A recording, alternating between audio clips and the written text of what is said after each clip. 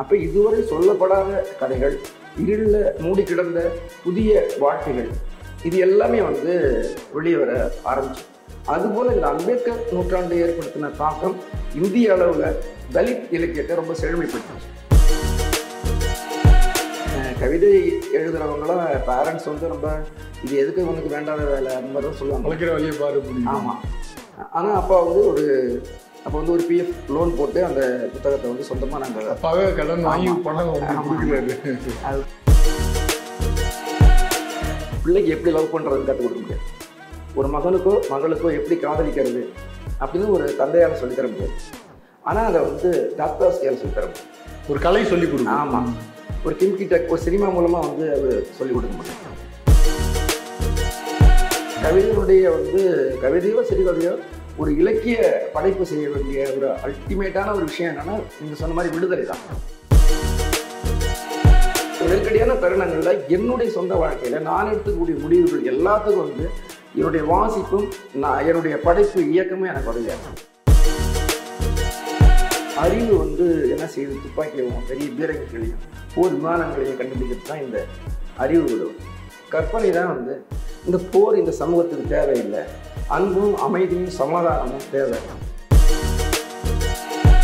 ஒரு நல்ல கவிதையை படிக்கிறது எப்படியோ, ஒரு நல்ல இசையை கேட்கறது எப்படியோ, அப்படி வந்து ஒரு நல்ல சினிமாவை பார்க்க நம்ம வந்து கற்றுக் கொடுக்குற ஒரு பார்வையை உருவாக்கணும். இந்த வீடியோவை உங்களுக்கு வழங்குபவர்கள் Paces Pay, secure digital payments with multiple features and great success rate. வணக்கம். OH லிட்ரேச்சர் சேனலுக்காக நாம் இன்று சந்திக்கும் ஆளுமை கவிஞர் கரிகாலன் அவர்கள். வணக்கம். வணக்கம் சுந்தரப்பன். எப்படி இருக்கீங்க? நல்லா இருக்கிறேன். நல்லா இருக்கீங்க. உங்களுக்கு அந்த விருத்தாச்சலம் பகுதி தான் உங்களுடைய அந்த சொந்த ஊர். அந்த பகுதியில் தான் கிராமப்புறங்கள் வாழ்க்கை தான் உங்களுக்கு அமைஞ்சிருக்கு. எழுத்தின் மீதான ஒரு கவனம், இலக்கியம் எழுத்து அதன் மீதான கவனம் எந்த வயதில் உங்களுக்கு தொடங்குது? என்னுடைய 10 பருவத்தில் நான் எழுத தொடங்கிட்டேன். மணிமுத்தாறு, வெள்ளாறு இந்த 2 நதிகளுக்கும் இடையில் இருக்கிற ஒரு மருத கிராமம் எங்களுடைய ஊர், மருங்கூர். எங்கள் தந்தை வந்து ஒரு பள்ளி ஆசிரியராக இருந்தார். அவர் ஒரு திராவிட இயக்க பின்புலத்திலேருந்து வந்த ஒரு ஆசிரியர். குறிப்பாக ஹிந்தி எதிர்ப்பு போராட்டம் தமிழகத்தில் நடந்துக்கிட்டு இருந்தப்ப அவங்களாம் வந்து இந்த தமிழ் மொழியின் மீது பற்றுதலும் மொழி உரிமைக்காக போராடுற ஒரு தன்மையும் கொண்ட ஒரு ஆசிரியராக அவர் இருந்தார். இயல்பாக நிறைய வீட்டில் வந்து படிக்கக்கூடிய சூழல் அதனால் இருந்தது. அப்போ வந்து இந்த பாரதிதாசன் ஆசிரியராக இருந்த குயில், கண்ணதாசன் போன்ற பத்திரிகைகள்லாம் வந்து வீட்டுக்கு வந்து, அதுபோல் யுனெஸ்கோ கூரியர் பத்திரிகையும் வந்து, இன்னும் புதுமைப்பித்தன், கண்ணதாசன், பாரதிதாசன் இவங்களுடைய புத்தகங்கள்லாம் வந்து சின்ன வயசுலேயே படிக்கக்கூடிய சூழல் எங்கள் வீட்டில் வந்து இருந்தது. அதுபோல் வெகுசன எழுத்துனா சாண்டில்யன், சுஜாதா போன்றவர்களுடைய தொடர்கதைகள், அவங்களுடைய நாவல்கள் இதெல்லாம் வந்து சிறு வயதில் எனக்கு படிக்கிறதுக்கு கிடைச்சிது. இத்தகைய சூழலிருந்து ஒரு கட்டத்தில் எழுத தொடங்கும். பள்ளி வயதிலேயே நீங்கள் அந்த பரிச்சயம் வந்துட்டு உங்களுக்கு அந்த அப்பாவுடைய அந்த இதனால தாக்கம், ஆமாம், அவர் ஏற்படுத்தின ஒரு இது ஈடுபாடுங்கிறதுனால. ஆமாம், பள்ளி வயதில் வந்து படிக்கிற பழக்கம் அதிகமாக இருந்தது. +2க்கு பிறகு கவிதைகள் வந்து நான் எழுத ஆரம்பித்தேன். அப்போ இந்த +2 காலேஜில் வந்து ஃபஸ்ட் இயர் செகண்ட் இயர் அப்போ பசங்க வந்து என்கிட்ட நிறையா இந்த காதல் கடிதங்கள் இதெல்லாம் எழுதுறதுக்கு எழுதி கேட்பாங்க. கொஞ்சம் கவித்துவமாக எழுதி கேட்பாங்க. இப்படி தொடங்கினது. அப்புறம் வந்து அரசியல் உள்ளடக்கங்களோட அந்த கவிதை எழுதுகிற போக்கு விரிவடைச்சு. இந்த அரசியல் உள்ளடக்கத்தோட கவிதை அப்படின்னு சொல்றீங்கல்ல, அதுக்கான என்ன பாதிப்பு, அது எங்கேருந்து தொடங்குறீங்க? அந்த அரசியல் பாதிப்புங்கிறது எப்படி வருது உங்களுக்கு? இயல்பாகவே வந்து நம்ம நடுநாடு அப்படின்னு சொல்லக்கூடிய ஒருங்கிணைந்த தென்னார்காடு மாவட்டத்தில் 2 விதமான தத்துவ செயல்பாடுகள் வந்து இருந்தது. புலவர் கலியபெருமாள் வந்து அங்கே தான் இருந்தார். அங்கே வந்து பொது உடைமை அமைப்பு ரொம்ப தீவிரமாக செயல்பட்ட ஒரு காலகட்டம் அது. அதே போல் பார்த்தோம்னா திராவிட இயக்கத்தினுடைய செயல்பாடுகள் அந்த பகுதிகளில் நிறைஞ்சிருந்தது. குறிப்பாக விருத்தாசலத்தில் ராசு அப்படின்ட்டு ஒரு ஒன்றிய செயலாளர் இருந்தாங்க, ராசு அண்ணன், செல்வராசன் அப்படின்ட்டு. அவரை பற்றி கூட இவர் திருமாவேலன் எழுதியிருக்காரு. ஆமாம். அந்த ராசு அண்ணன் வந்து அரசியல், இலக்கியம் இந்த 2லுமே வாசிப்பு அனுபவம் உள்ளவர், ஒரு செயல்பாட்டாளராகவும் விளங்கியவர். அவரை கூட வந்து எங்களுக்கு சின்ன வயசில் பழகக்கூடிய வாய்ப்பு கிடைச்சிது. இது போன்ற ஒரு அரசியல் மற்றும் தத்துவ பின்புலம் அப்படிங்கிறது வந்து இந்த இலக்கியத்தை வலிமைப்படுத்துறது, அதாவது என்னுடைய படைப்பு இலக்கியத்தை வலிமைப்படுத்துறதா நான் நினைக்கிறேன். அந்த கல்லூரி பருவத்துல தான் கவிதையெல்லாம் உங்களுக்கு அறிமுகமாகி எழுத ஆரம்பிச்சோம். ஆமாம், கல்லூரி பருவத்தில் நாங்கள் எழுத ஆரம்பித்தோம். குறிப்பாக கல்லூரி பருவங்களில் எனக்கு கிடைச்சது இந்த வானம்பாடி பத்திரிகைகள், வானம்பாடி இயக்க கவிஞர்கள், அவங்களுடைய மேத்தா இது மாதிரி இருக்கிறவங்க, அக்னிபுத்தன் இப்படி எழுதக்கூடிய அந்த கவிஞர்களுடைய கவிதைகள் வந்து எனக்கு கிடைச்சிது. அப்போ எங்கள் கல்லூரியில் வந்து ஒரு மாதிரி பொது உடைமை சிந்தனையுடைய ஒரு சிறிய குழு அங்கே இருந்தது. கிட்டத்தட்ட அவங்க இந்த மக்கள் யுத்த குழுன்னு சொல்லக்கூடிய அந்த அமைப்பினுடைய ஒரு சிம்பத்தைசராக இருந்தாங்க, அதை அனுதாபிகளாக வந்து இருந்தாங்க. அவங்களோட ஒரு உரையாடுற வாய்ப்பெலாம் வந்து கிடைச்சிது. அதுக்கு பிறகு தான் கவிதைகளில் இருக்கக்கூடிய அந்த ஒரு காதல் இது போல் கொஞ்சம் விளையாட்டுத்தனமாக எழுதக்கூடிய அந்த போக்கு முடிவடைஞ்சு கொஞ்சம் சீரியஸாக எழுதணும் அப்படிங்கிற விஷயம் வந்து தொடங்குச்சு. கூடுதலாக வந்து இந்த வானம்பாடி கவிதைகள் வந்து கொஞ்சம் ஒரு படிக்க படிக்க அதில் இருக்கிற ஒரு செயற்கை தன்மை வந்து, அதோட ரொமான்டிசிசம் உங்களுக்கு பிடிக்கல. ஆமாம், அது ஏதோ வெறும் லட்சியவாதமாக இருக்கிற மாதிரி தோணுச்சு. இன்னும் கொஞ்சம் இயல்பாக ஒரு வாழ்க்கையோட இணைந்த நவீன ஒரு இலக்கிய பார்வை தொடர்ந்து வந்து இந்த நிறப்பிரிகை வாசிப்பு இதன் வழியாக வந்து உருவாச்சு.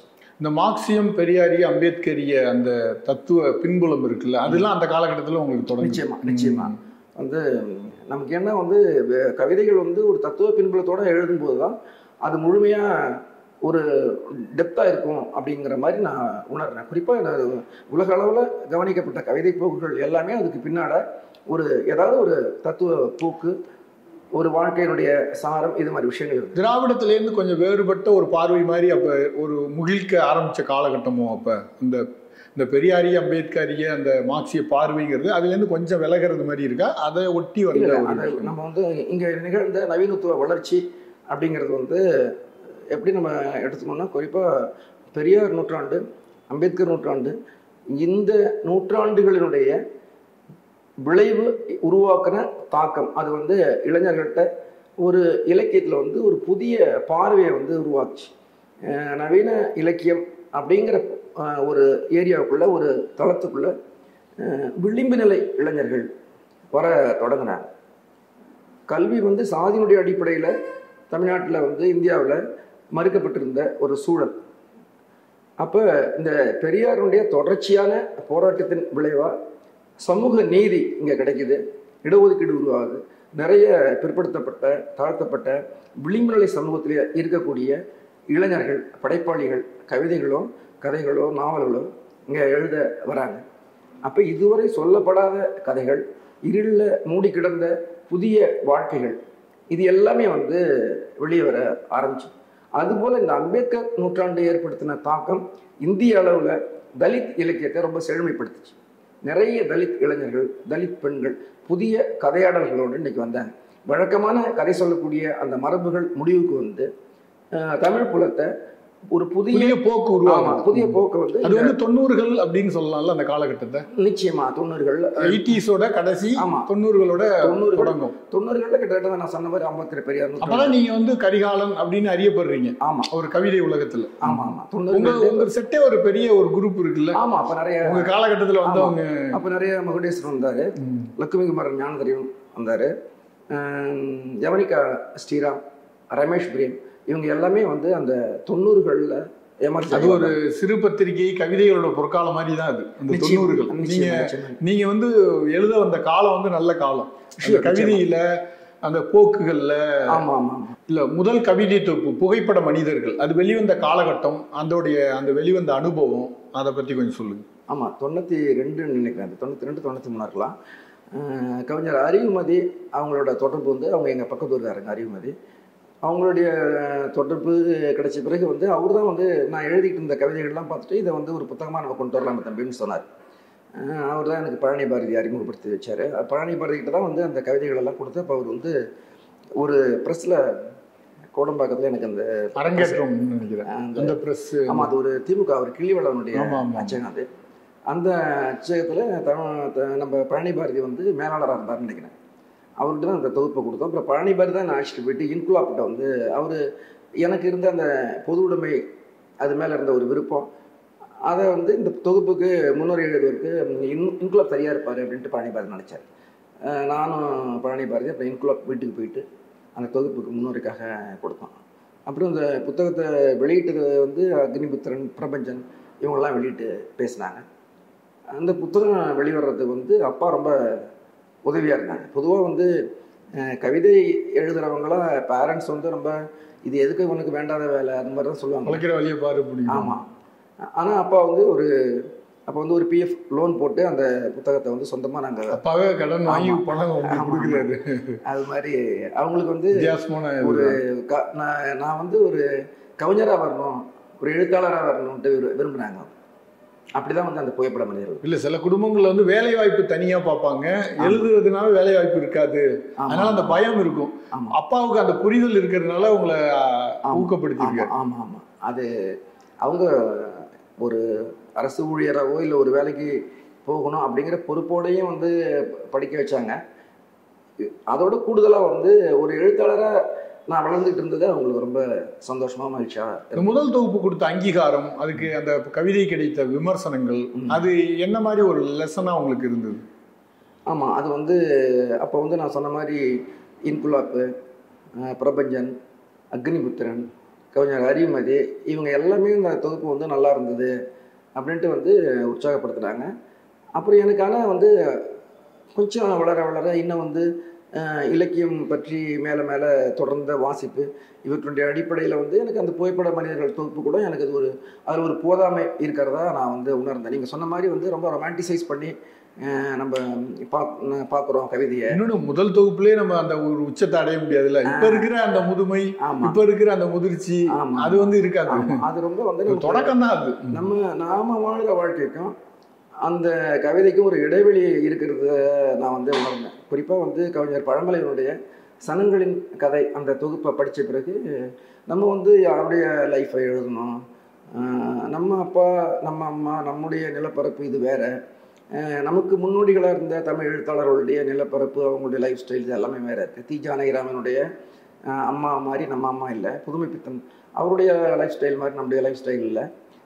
நம்ம இருக்கக்கூடிய அந்த புவியியல் பரப்பு, அங்கே பேசக்கூடிய மக்களுடைய அந்த மொழி, அவங்களுடைய பண்பாடு இது எல்லாமே வேற இருக்குது. நாம் வந்து பொதுவாக நம்ம தமிழ் சமூகம், தமிழ் அடையாளம்னு நம்ம ஒரு அடையாளம் இங்கே இல்லை.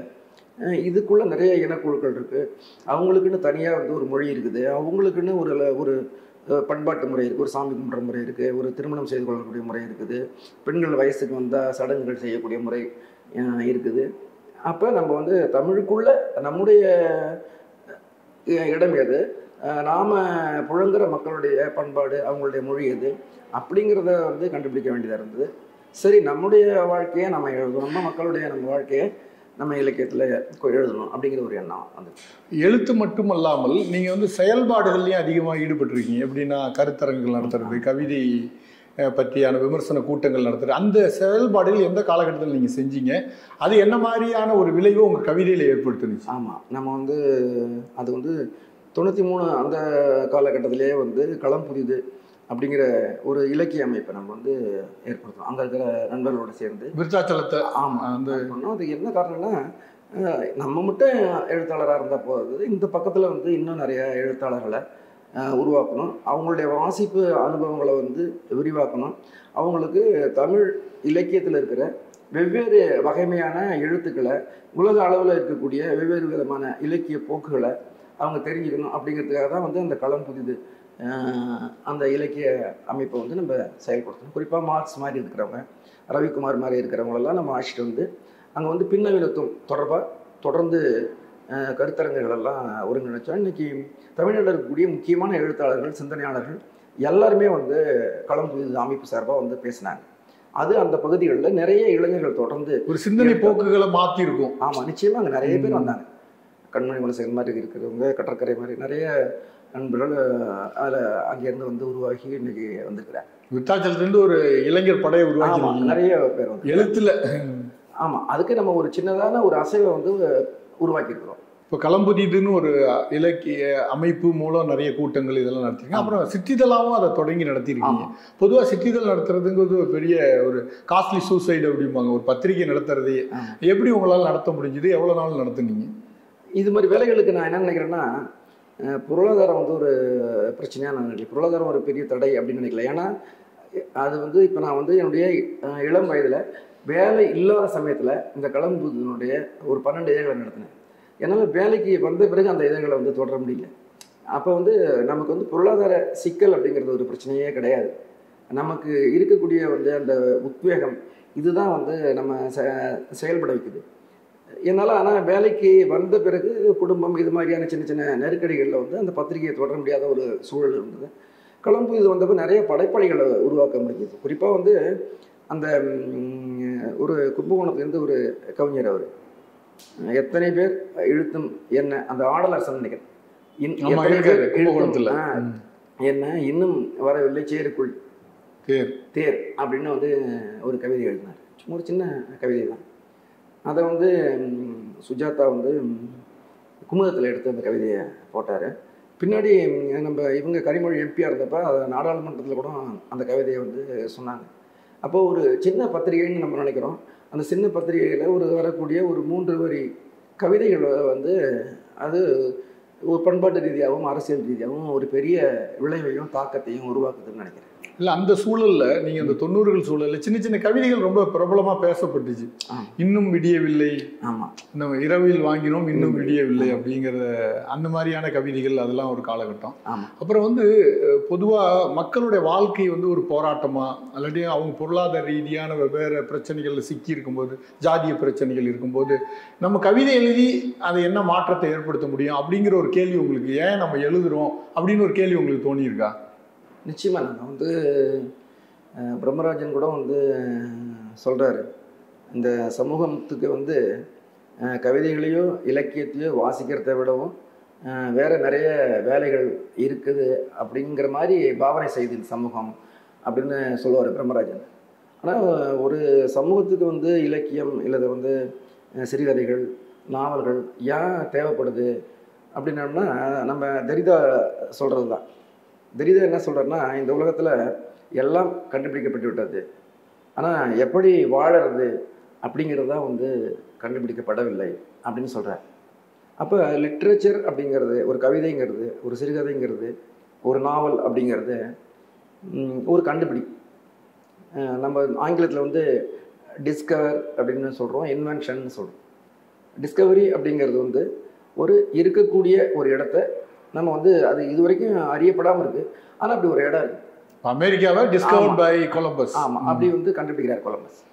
இன்வென்ஷன் அப்படிங்கிறது வந்து இப்போ ரேடியோ அதுக்கு முன்னாடி இல்லை, மார்கோனி கண்டுபிடிக்கிறதுக்கு முன்னாடி ரேடியோ இல்லை, எடிசன் கண்டுபிடிக்கிறதுக்கு முன்னாடி மின்விளக்கு இல்லை. அவங்க புதுசாக வந்து ஒரு விஷயத்தை கண்டுபிடிக்கிறார். அப்படி லிட்ரேச்சர் வந்து ஒரு டிஸ்கவரியாகவும் ஒரு இன்வென்ஷனாகவும் இருக்குது. எதை பற்றி இன்வென்ஷன்னா, எப்படி வாழறது அப்படிங்கிறது தான் அந்த இன்வென்ஷன். அதுதான் இலக்கியம். நம்ம வந்து இப்போ எப்படின்னா, ஒரு மனிதர்களுக்கு வந்து சரியாக வழிகாட்டுறதுக்கு வந்து ஆட்கள் இல்லாமல் இருக்கிறாங்க. உதாரணமாக, ஒரு அப்பா வந்து பிள்ளைக்கு எப்படி லவ் பண்ணுறதுன்னு கற்றுக் கொடுக்க முடியாது. ஒரு மகனுக்கோ மகளுக்கோ எப்படி காதலிக்கிறது அப்படின்னு ஒரு தந்தையால் சொல்லித்தர முடியாது. ஆனால் அதை வந்து தாஸ்தாவ்ஸ்கியால் சொல்லித்தர முடியும். ஒரு கலை சொல்லிக் கொடுக்கும். ஆமாம், ஒரு கிம்கிட்ட ஒரு சினிமா மூலமாக வந்து அவர் சொல்லிக் கொடுக்க முடியும். நம்ம சொல்லிக் கொடுக்க முடியாத, அப்பா வந்து மகனுக்கு சொல்லிக் கொடுக்க முடியாத, மகன் வந்து தந்தைக்கு சொல்லிக் கொடுக்க முடியாத, கணவன் வந்து மனைவிக்கு சொல்லிக் கொடுக்க முடியாத விஷயங்களை ஒரு அந்த இடங்களில் கலை இருந்து வந்து சொல்லிக் கொடுக்கும். ஒரு தந்தை வந்து தன்னுடைய மகள் ஒரு சாதியை மறுத்து இன்னொரு இளைஞனை வந்து திருமணம் செஞ்சுக்கிறாங்க. அந்த நேரத்தில் எப்படி முடிவெடுக்கிறது அப்படிங்கிறது எல்லாமே அவங்க என்ன நினைக்கிறாங்கன்னா, நம்ம பக்கத்து வீட்டுக்காரங்க என்ன நினைப்பாங்க, நம்ம தம்பி என்ன நினைப்பான், நம்ம அப்பா என்ன நினைப்பார், நம்முடைய உறவினர்கள் என்ன நினைப்பாங்க, நம்ம பொண்ணுக்கு வந்து வேறு சாதியில் பெண் மாப்பிள்ளை எடுத்தோம்னா, அவளுடைய காதலை அங்கீகரித்தோம்னா எத்தகைய விளைவுகள் நிகழும் அப்படின்ட்டு ரொம்ப அவர் வந்து கலங்குறார். அப்போ ஏதோ இமயம் மாதிரி இருக்கிற ஒரு எழுத்தாளருடைய பெத்தவன் போல் ஒரு சின்ன ஒரு குறுநாவல், அது வந்து அந்த ஒரு இருளிலேருந்து அவரை வந்து மீட்கக்கூடிய ஒரு சின்ன விளக்காக வந்து இருக்குது. இது மாதிரி தருணங்களில் நம்ம வந்து என்ன எப்படி செயல்படணும். ஏன்னா நிறைய பேர் வந்து உணர்ச்சி வசப்பட்டு ஆவண கொலைகள் செஞ்சிடறாங்க, அப்புறம் வாழ்நாள் முழுக்க சிறையில் இருக்கிறாங்க, அந்த குடும்பமே வந்து சீரழிஞ்சு போயிடுது. அப்போ நம்ம வந்து நம்முடைய பொண்ணு விரும்புகிற பையனுக்கு வந்து பொண்ணை திருமணம் பண்ணி வைப்போம் அப்படிங்கிறதுக்கு வந்து ஒரு கலைஞன் ஒரு சப்போர்ட்டாக இருக்கிறான். அவனுடைய கவிதையின் ஒரு இருளில் நிற்கிற ஒரு மனிதனுக்கு ஒரு விளக்கம் அவன் காட்டுறான், சின்ன தெரிய விளக்கம் அவன் காட்டுறான். அந்த வெளிச்சத்தில் நீ வந்துரு, வெளியில வா ஒரு விடுதலையை தருது அந்த கலை. எஸ், கவிதையினுடைய வந்து கவிதையோ சிறுகதையோ ஒரு இலக்கிய படைப்பு செய்ய வேண்டிய ஒரு அல்டிமேட்டான ஒரு விஷயம் என்னன்னா, நீங்க சொன்ன மாதிரி விடுதலை தான்.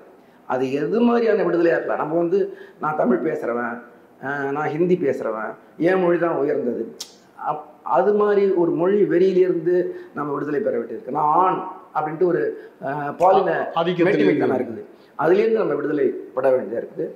நான் இந்த சாதி அப்படின்ட்டு வந்து ஒரு ஆதிக்க சாதி மனநிலேருந்து நம்ம விடுதலை அடைய வேண்டியது. இத்தகைய விடுதலையை வழங்கக்கூடிய ஒரு ஊடகமா கலை. அந்த நம்பிக்கை உங்களுக்கு கிடைச்சிருக்கு எழுத்தின் மூலம். நிச்சயமா நிச்சயமா இருக்குது. கவிதை வந்து அது மாதிரியான ஒரு விளக்கா இருந்திருக்குங்கிற ஒரு நம்பிக்கையை நீங்க அடைச்சிருக்கீங்க. என்னுடைய சொந்த வாழ்க்கையில நான் எடுக்கக்கூடிய முடிவுகளுக்கு, அதாவது என்ன சொல்லுவாங்கன்னா, ஃபோர்கே என்ன சொல்றாருன்னா, ஷேக்ஸ்பியரை படிக்கிறவங்க வந்து ஷேக்ஸ்பியராகவே மாறிடுறாங்க அப்படின்னு சொல்லுவாங்க. ஒரு இலக்கியம் படைக்கிறவங்க வந்து கவிதை எழுதுறவங்க கவிதையாகவே மாறிடுறான். மார்க்ஸ் என்ன சொல்றாருன்னா, ஒரு சிற்பத்தை செதுக்கக்கூடிய சிற்பி என்ன செய்யறான், அவன் அந்த சிற்பத்தின் வழி தன்னையே செதுக்கிக் கொள்கிறான் அப்படின்னு சொல்றாரு. அதுபோல ஒரு நெருக்கடியான தருணங்கள்ல என்னுடைய சொந்த வாழ்க்கையில நான் எடுத்துக்கூடிய முடிவுகள் எல்லாத்துக்கும் வந்து என்னுடைய வாசிப்பும் என்னுடைய படைப்பு இயக்கமும் எனக்கு உதவியா இருக்கு. இப்போ நீங்கள் 90களில் கவிதை எழுத தீவிரமாக வரீங்க. இப்போ 2024 இந்த இடைப்பட்ட காலங்களில் கவிதை எப்படி வளர்ந்து வந்திருக்கு, தமிழ் கவிதையோடைய போக்கு எப்படி இருக்குது, இப்போ உள்ள கவிஞர்கள் நம்பிக்கை ஊட்டக்கூடிய படைப்பாளிகள் எப்படி இருக்காங்க? ஆமாம், நிச்சயமாக வந்து மாற்றம் அப்படிங்கிறது வந்து மாறாத விதி அப்படின்ட்டு சொல்லுவோம். மாற்றம்ங்கிறது நிச்சயமாக இருக்கும். ஒரு கவிதை, சிறுகதை, நாவல், இது போல புனைவு இலக்கியங்களையும் சரி, கவிதைகள்லையும் சரி, ஒரு யதார்த்தவாத தன்மை அப்படிங்கிறத இன்னைக்கு கொஞ்சம் கொஞ்சமாக மாறிக்கிட்டு இருக்குது. அதாவது யதார்த்தவாதம் அப்படிங்கிறது நாம் விரும்பக்கூடிய யதார்த்தம் இங்கே இல்லை. அப்புறம் நம்ம புதிய யதார்த்தங்களை வந்து நம்ம உருவாக்க வேண்டும். அதுக்கு அடுத்தபடியாக இங்கே இப்போ ஒரு விர்ச்சுவல் ரியாலிட்டி, மெய்நிகர் உண்மை அப்படிங்கிறது வந்து ஒரு புதுசாக வளர்ந்துருக்கு. மெய்நிகர் உலகம் அப்படிங்கிறது வந்து வளர்ந்துருக்கு. டிஜிட்டல் சிட்டிசன்ஷிப் பற்றிலாம் நம்ம வந்து பேசுகிறோம். ரெசிடென்சியை பற்றி சொல்கிறோம், டெமோக்ரஸியை பற்றி பேசுகிறோம். அப்போ இன்றைக்கி இருக்கிற உலகம் ஒரு மீமை உலகமாக இருக்குது. இது சம்பந்தமாக கவிதைகளில், சிறுகதைகளில், நாவல்களில் முயன்று பார்க்கக்கூடிய புது புது வகையுமே இன்றைக்கி இருக்கக்கூடிய இளைஞர்களை எழுத ஆரம்பிச்சிட்டாங்க. சில விஷயங்களை வந்து நம்மளால் நேரடியாக சொல்ல முடியாது. இப்போ ராவணனை பற்றி நம்ம சொல்லும்பொழுது கம்பர் வந்து ஒரு 10 தலையோடைய அந்த ராமாயணத்தில் நம்ம பார்க்குறோம். அது ஒரு போஸ்ட் மாடர்ன் தன்மை. ஒருவனை மிக பலமுடைய ஒருத்தனாக காட்டுறதுக்கு ஒரு 10 தலை தேவைப்படுது, ஒரு 8 கை 6 கை இப்படி தேவைப்படுது. இப்படி மனிதர்கள் வந்து ஐன்ஸ்டீன் என்ன சொல்கிறாருன்னா, அறிவு அப்படிங்கிறத விட கற்பனை வந்து ரொம்ப முக்கியமானதுன்னு சொல்கிறார். ஏன்னா இன்னைக்கு அறிவு வந்து என்ன செய்யுது, துப்பாக்கியவும் பெரிய பீரங்கிகளையும் போர் விமானங்களையும் கண்டுபிடிக்கிறது தான் இந்த அறிவு உதவும். கற்பனை தான் வந்து இந்த போர் இந்த சமூகத்துக்கு தேவையில்லை, அன்பும் அமைதியும் சமாதானமும் தேவை. அதுக்கான விஷயங்களை நம்ம வந்து அதுக்கான ஒரு புதிய உலகத்தை கண்டுபிடிப்பதற்கான வாசல்களை படைப்பாளிகள் தங்களுடைய கற்பனைகளின் வழியாக வந்து திறக்கிறாங்க. லத்தீன் அமெரிக்காவில் நீங்கள் எடுத்துட்டிங்கன்னா 100 Years of Solitude நாவலை பற்றி நீங்கள் பார்த்தீங்க. அதாவது மார்கஸுடைய நூற்றாண்டு தனிமை. அந்த நூற்றாண்டு தனிமை நாவலை வந்து எழுதுறதுக்கு ஒரு லத்தீன் அமெரிக்காவில் அப்போ இருக்கக்கூடிய அரசாங்கம் ஒரு வன்முறையான அரசாங்கமாகவும் ஒரு பாசிச கவர்மெண்ட்டாகவும் இருந்தது. அப்போ அவங்க என்ன செய்ய வேண்டியதாக இருந்ததுன்னா, இந்த நூற்றாண்டு தனிமையை எழுதுறதுக்கு அவருக்கு வந்து ஒரு புது மொழி, ஒரு புது இலக்கிய வடிவம் தேவைப்படுது. இப்போ இன்றைக்கி கிட்டத்தட்ட இந்தியாவிலேயும் ஒரு வலதுசாரி அரசாங்கம் இங்கே நடந்துட்டு இருக்கிற சூழலில் நாம் வந்து சில விஷயங்களை மறைமுகமாக, ரகசியமாக அப்படி சொல்ல வேண்டியது. குறிப்பாக பெண்களுக்கு இந்த சிக்கல் இருக்குது. அவங்க வந்து இந்த குடும்ப அமைப்புகளில் இருந்துக்கிட்டு கவிதைகளின் வழியாக குடும்ப அமைப்பு உருவாக்கி வைத்திருக்கக்கூடிய அந்த மதிப்பீடுகளை கலைக்கணும் அப்படின்னா ஒரு ரகசிய மொழியை வந்து அவங்க எழுத வேண்டியதாக இருக்குது. நீங்கள் ஒரு 2-3 நூற்றாண்டுகளுக்கு முன்னாடி சீன குடும்பங்களில் பார்த்தோம்னா பெண்கள் வந்து அவங்க வந்து ரகசிய மொழியே இருந்தது, பெண்கள்கிட்ட ரகசிய லிபி இருந்தது. அவங்க என்ன பண்ணாங்கன்னா, அந்த திரைச்சிலைகளில், தலையான உரையில், சோகத்தில் இங்கெல்லாம் வந்து இன்னொரு பெண்ணுக்கு மட்டும் புரியக்கூடிய வகையில் தங்களுடைய கவிதைகளை வந்து அவங்க எழுதினாங்க. அது அவங்க அனுபவிக்கக்கூடிய துயரங்களை அவங்க அம்மாவோ அவங்க சகோதரிகளோ அவங்களுக்குள்ள புரிஞ்சுக்கிறதுக்கு அது உதவுச்சு. அப்படி தான் இன்றைக்கி வந்து ஒவ்வொரு காலகட்டத்திலையும் மொழியும் சரி, அந்த சிந்தனை அமைப்பும் சரி, இலக்கிய வடிவமும் சரி அப்படி வளர்ந்து கொண்டே இருக்குது. அப்படி நம்ம தமிழ் சூழலில் பார்த்தோம்னா புது கவிதை வடிவங்கள் போஸ்ட் மாடர்ன்னு சொல்கிறோம். நான் சொல்கிற மாதிரி ஒரு மீமை கவிதைகள், நிறைய மெய்நிகர் கவிதைகள் இப்படி நிறைய வந்துட்டு இருக்குது. குறிப்பாக பெண்கள் நிறைய எழுத ஆரம்பிச்சுக்கிறாங்க. தமிழ் இலக்கிய போக்கு அப்படிங்கிறது வந்து நிறைய 90களுக்கு பிறகு பெரிய அளவில் ஒரு பாரிய அளவில் ஒரு மாற்றம் உருவாயிருக்கு. பிகாசோ ஏன் அழுகிறார் கவிதை தலைப்பே ஒரு மாதிரி இருக்கு. நீங்கள் நல்ல ஒரு கவித்துவமான தலைப்புகளை வச்சுருக்கீங்க உங்களுடைய ஒரு தொகுப்புகள், இந்த புகைப்பட மனிதர்கள் தொடங்கி இன்று வரைக்கும். இந்த பிகாசோ ஏன் அழுகிறார்ல உங்களுடைய கவிதை வந்து இந்த சமகால வாழ்க்கையுடைய அந்த மாற்றங்கள், இந்த அறிவியல் தொழில்நுட்ப அந்த மாற்றம், ஏஐ இது மாதிரியான விஷயங்கள், அப்புறம் சோசியல் மீடியாவோட வளர்ச்சி, இதெல்லாம் நீங்கள் வந்து இந்த கவிதை கருப்பொருளாக உங்களுக்கு மாறி இருக்கோ இந்த கவிதை தொகுப்புல? நிச்சயமாக நம்ம வந்து இப்போ நம்ம இந்த சமூகத்தில் நம்ம வாழ்கிறோம். இப்போ வந்து தமிழ் மாதிரி மொழிகள் நீங்கள் பார்த்தீங்கன்னா ஒரு கிமு 3-4 நூற்றாண்டுகளிலே வந்து இங்கே நிறைய இலக்கியம் எழுதியிருக்கிறார். மிகப்பெரிய செவ்விலக்கியங்கள் வந்து தமிழில் இருந்து உலக அளவில் வந்து ஒரு செம்மொழி அப்படின்னு நம்ம தமிழை நம்ம சொல்கிறோம். சீனம் மாதிரி, எபிரேயம் மாதிரி, கிரேக்கம் மாதிரி ஒரு பாரம்பரியமான மொழி. நிறைய கம்பர், இளங்கோடிகள், அதுக்கு முன்னாடி வள்ளுவர், இன்னும் நிறைய சங்ககால புலவர்கள் நிறைய பேர் இருந்துருக்குறாங்க. அப்போது வந்து நமக்கு ஒரு பெரிய ஒரு பாரம்பரியம் இருக்குது, ஒரு மொழி இலக்கிய பாரம்பரியம் இங்கே வந்து இருக்குது. ஒரு வகையில் பார்த்தோம்னா இந்த இலக்கிய பாரம்பரியம் நமக்கு சுமையாக கூட இருக்குது. நாம் வந்து இவங்கெல்லாம் சொல்லாத விஷயத்த நம்ம என்ன சொல்ல முடியும், அந்த ஒரு தயக்கம். ஆமாம். இப்போ கணியன் பூங்குன்றன் வந்து ரொம்ப போகிற போக்கில் ஒரு சொல்கிறப்ப அதுவும் ஊரே அவரும் கேளீர் அப்படிங்கிறது வந்து, அதுபோல் வள்ளுவரும் நிறைய, வள்ளுவரே ஒரு வார்த்தை மலர் நீட்டம்ங்கிறாரு, நவீன கவிஞனே சொல்லாத ஒரு வார்த்தை. ஆமாம், அவர் சொல்லிட்டு போயிட்டாரு. ஆமாம், அது மாதிரி வந்து அவங்க அவ்வளோ தீவிரமாகவும் ரொம்ப நவீனமாகவும் சிந்திச்சிருக்கிற ஒரு நவீன மொழி குடும்பத்தில் நம்ம இருக்கிறோம். அப்போ வந்து நம்ம இவங்க சொல்லாத நம்ம என்ன சொல்ல முடியும் அப்படின்னா நம்ம சொல்ல வேண்டியது இருக்குது. இப்போ வள்ளுவர் காலத்தில் வந்து செல்ஃபோன் இல்லை, வள்ளுவர் காலத்தில் வந்து அந்த நீங்கள் சொல்கிற மாதிரி செயற்கை அறிவு அப்படிங்கிறது வந்து இல்லை. இப்போ இன்றைக்கி இருக்கிற ஜெனரேஷன் வந்து ஆல்ஃபா ஜெனரேஷன் அப்படின்ட்டு நம்ம சொல்கிறோம். ஒரு டிஜிட்டல் சைல்டு, அது மாதிரி குழந்தைகள் வந்து இன்றைக்கி வளர்ந்துட்டு இருக்கிறாங்க. நம்ம அவங்களோட வந்து எப்படி உரையாடுறது இலக்கியத்தின் வழியாக அப்படிங்கிறதெல்லாம் வந்து சிந்திக்க வேண்டியதாக இருக்குது. அவங்களுக்கு பிடித்த மாதிரி நம்ம சில தலைப்புகளை வைக்க வேண்டியதாக இருக்குது. அப்படி தான் இந்த கிரிஞ்ச் அப்படின்ட்டுலாம் நான் வந்து அந்த அந்த கவிதை தொகுப்பு பூமர் அங்கிள் இப்பெல்லாம். ஆமாம், அது மாதிரி நம்ம கொஞ்சம் பூமர் ஆகக்கூடாது அப்படின்னோம்னா நம்ம கூடிய வரைக்கும் அப்டேட்டாக இருக்கணும். ஒரு கவிஞரோ ஒரு எழுத்தாளரோ வந்து நாம் வாழக்கூடிய சமகால தலைமுறையோடு உரையாடக்கூடிய மொழியை கைப்பற்றியவர்களாக நாம் வந்து. இன்னொரு விஷயம் என்னென்னா, இந்த தலைமுறைக்கு ஒன்று சொல்ல வேண்டியதாக இருக்குது. நம்ம வந்து அவங்க வந்து பழைய நினைவுகளை பேசினா கிரிஞ்சுங்கிறாங்க. நினைவுகளே அழிந்த சமூகம் எப்படி வாழ முடியும்? நினைவுகளை நீங்க பேசும்போது நம்ம என்ன செய்யணும், தந்தை தன்னோட நினைவுகளை பேசும்போது அதனோட பையன் வந்து என்ன சொன்னா, அப்பா கிரிஞ்சா பேசாதீங்க, பூமரா பேசாதீங்கிறான். ஆனா நினைவுகளை சொல்லாம எப்படி ஒரு தலைமுறை நீங்க வளர்க்க முடியும்? அது நமக்கு என்னன்னா, நம்முடைய நினைவுகள் எப்படியா இருக்குது அப்படிங்கிறது தான் நம்ம பார்க்கணும். நம்முடைய நினைவுகள் அப்படிங்கிறது, நம்முடைய ஒரு தந்தையினுடைய நினைவுகள் அப்படிங்கிறது வந்து ஒரு மகனுக்கு வந்து ஒரு சுமையாக தான் இருக்கும். உதாரணமாக இன்றைக்கி ஒரு தந்தை அப்படிங்கிறவர் இன்னும் மதத்திலே இருந்தோம், சாதி பண்பாடுகளில் இருந்தோம், நிலவுடைமை அமைப்பினுடைய அந்த பண்பாட்டு விழுமியங்கள் இருந்தோம் அவர் வந்து வெளியே வராதவராக தான் இருக்கிறார். அப்போ ஒரு மகன் அப்படிங்கிறவங்க வந்து இன்னைக்கு நம்ம என்ன சொல்ல வரோம்னா, ஒரு நவீன யுகத்தின் அவங்க பிரதிநிதியாக இருக்கிறாங்க. அவங்க வந்து அப்பா கிட்டே இருந்து கற்றுக்கிறதுக்கு பெருசாக ஒன்றும் கிடையாது. இன்னைக்கு வந்து எப்படி ஒரு சமூகத்தில் ஒரு விழுமியங்கள் உருவாகுது அப்படின்னு நம்ம சொன்னோம்னா, அது குடும்ப வழியாக உருவாகுது, ஸ்கூல் வழியாக உருவாகுது, கோயில் போன்ற மத பண்பாட்டு நிறுவனங்களெல்லாம் உருவாகுது, டிவி மீடியா இது மாதிரி பண்பாட்டு நிறுவனங்கள் வழியாக ஒரு சமூகத்தில் வந்து மதிப்பீடுகள் வேல்யூஸ்னு நம்ம சொல்கிறோம் இல்லையா, அது வந்து உருவாகுது. அத்தகைய வேல்யூஸ் வந்து எப்படி இருக்குது, அது இந்த நவீன உலகத்தில் வாழ்வதற்கு ஆணும் பெண்ணும் சமமாக இணைந்து வாழ்வதற்கு, இல்லை வெவ்வேறு சாதியினர்கள் ஒரு கார்ப்பரேட் நிறுவனங்களுக்குள்ள இணைஞ்சு வாழறதுக்கு அந்த பழமையான அந்த வேல்யூஸ் வந்து உதவிகரமா இருக்கா அப்படின்னு பார்த்தோம்னா நிச்சயமாக வந்து இல்ல நான் வாழுகிற சமூகத்துக்கு எதிராக இருக்கு, வாழுகிற சூழலுக்கு எதிராக இருக்கு அப்பாவோட நினைவுகள். அப்போ வந்து பிள்ளைகள் என்ன செய்யறதுக்குன்னா, அப்பாவிட்ட இருந்து கத்து வச்சிருக்கிறத விடுபடணும், அன்லேர்ன் பண்ணிக்கணும். அவங்க அப்பாவை வந்து மறக்கணும், அம்மாவை மறக்கணும், தாத்தாவை மறக்கணும். அது இல்ல அது ரொம்ப எதிரான ஒரு சூழலா இல்லையா?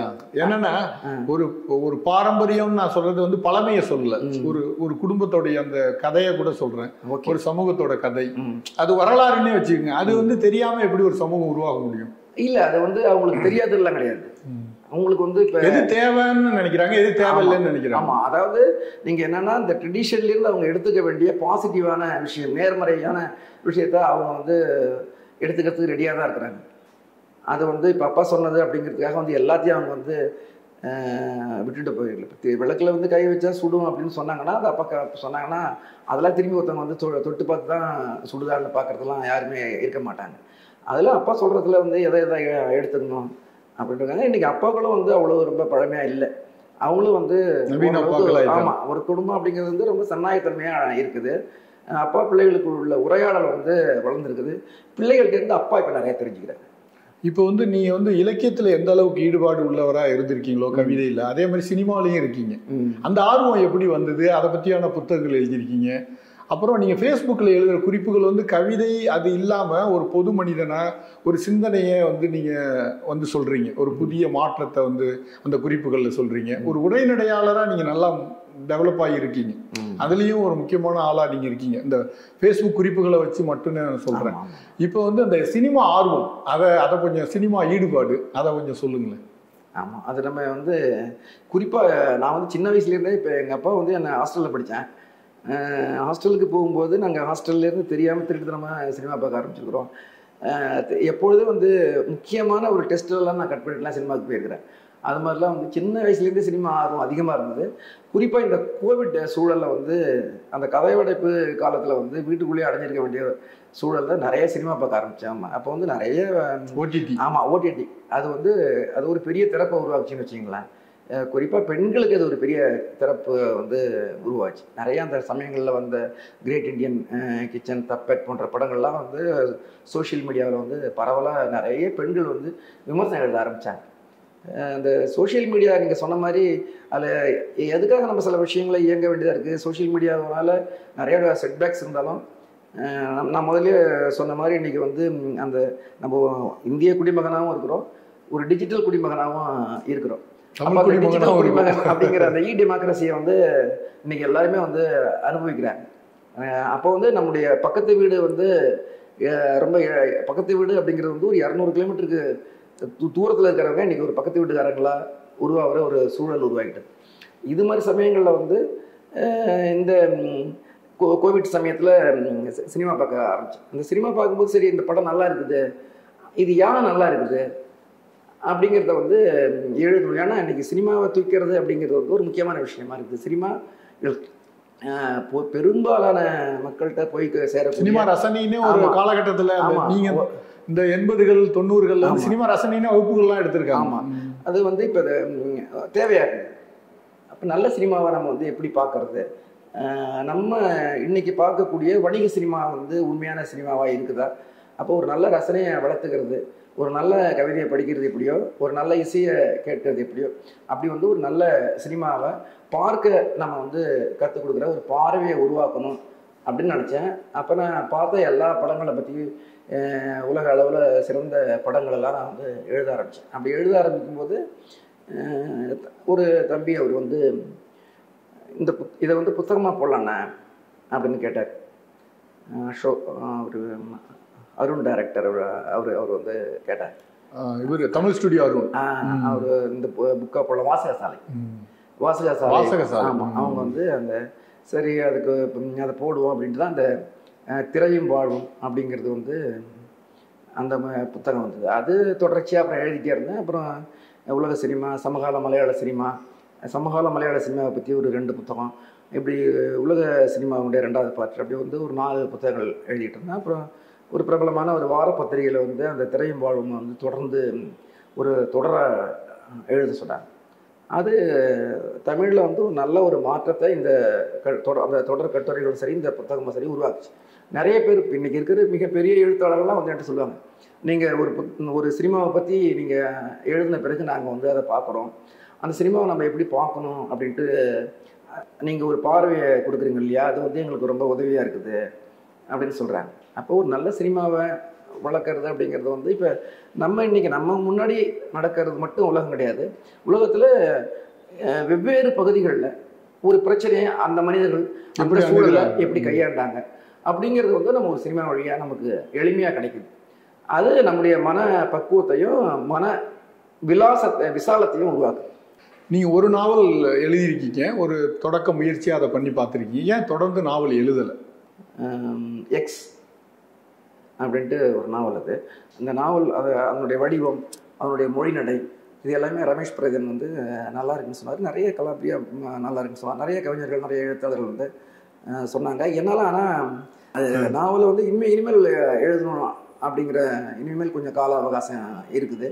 அதை வந்து நம்ம எழுதணும்னு நினைக்கிறேன். எனக்கு என்னென்னா நாவல் கொஞ்சம் புதுசாக எழுதணும். அந்த நாவல் சொல்கிற முறை அது வந்து வெறும் ஒரு கதை சொல்லலாம் இல்லாமல் வேறு வடிவங்களை வந்து நம்ம பரிசோதனை செஞ்சு பார்க்கணும் அப்படின்னு இருக்கிறதால வந்து கொஞ்சம் தாமதமாகுது. மற்றபடி நாவல் எழுத எனக்கு ஆர்வம் இருக்குது. அதே வேளையில் வந்து இப்போ நம்ம வந்து ஒரு கவிஞராக இருக்காப்புல, ஷெல்லி இருக்கிறாப்புல, கீட்ஸ் இருக்கிறாங்க.